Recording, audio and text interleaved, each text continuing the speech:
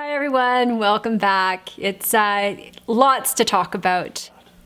So one of the questions has been, Barry sent an article last week actually, on an article that was written in National Geographic 36 years ago. And the article was really about Canada and socialism. Concerns, fears, and of course, round about the time of the first Trudeau.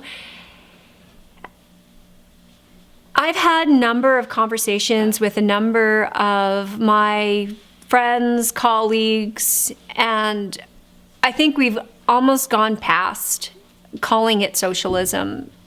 I think we have to wake up to the reality that Canada is on a very, very, very slippery slope towards communism. And I know that's going to make a lot of people uncomfortable and it may be controversial to say, but when you have state-run, state-funded media, you have a prime minister who really, we'll probably talk about this in a little bit, but told Scheer that he's disqualified because he disagrees with him from even having a conversation.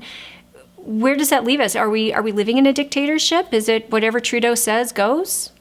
You know, so I think we have to take the provinces have no power. Alberta can't develop its own resources without federal approval, and they are not willing to grant that. So we're not only landlocked now, but we're in a situation where no matter what we choose to do, we can't get our natural resources to tidewater. We can't get our natural resources. We can't develop them for any purpose. The Liberal government and under Justin Trudeau, I think, is truly to blame for that. It's evident that he doesn't work with other parties. It's evident that he has no desire to resolve any of the issues.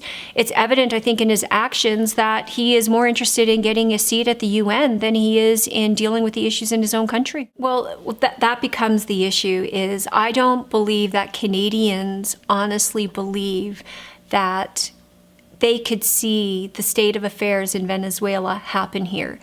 And I think people think that there's such a thing as a free lunch.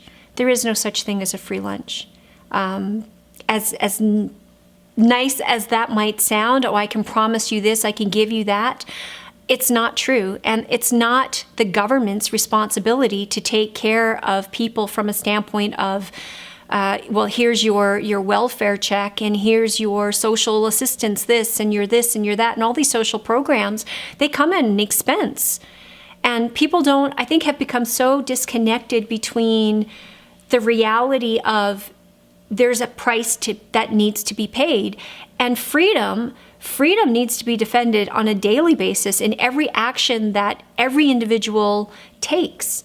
And if you allow even a little bit to creep in, that little bit grows a little bit more the next day, and a little bit more the next week, and a little bit more the next year, until finally we find ourselves in a situation like we're in. Venezuela was, as you said, one of the most wealthy countries in the world just 30 years ago. Yeah. Not that long ago. Now we have people eating out of dumpsters because they don't have enough food. And it still has all these natural resources. So where and how did it get there?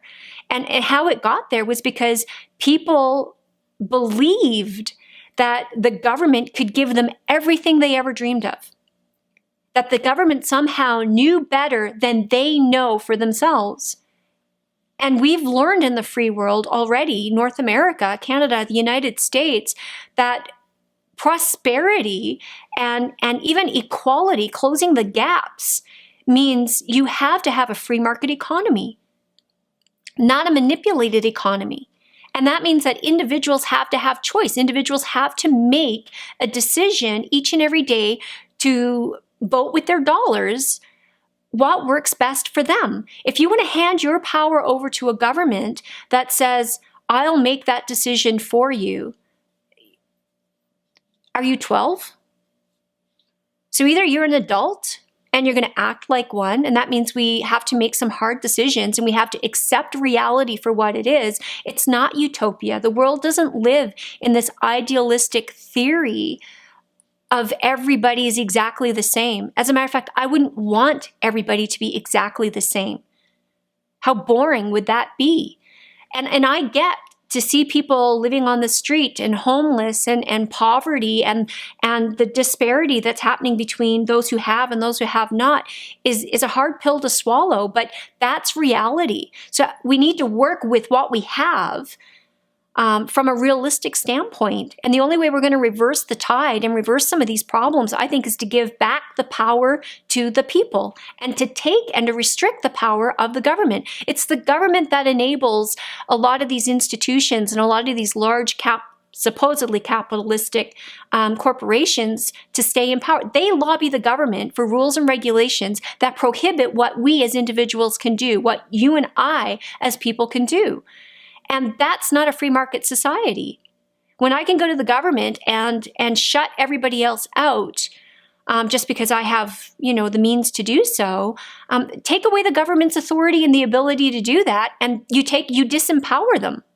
They now no longer have somewhere to go to get that lobbying, to have somebody to put into law that is something that's not even in our best interest.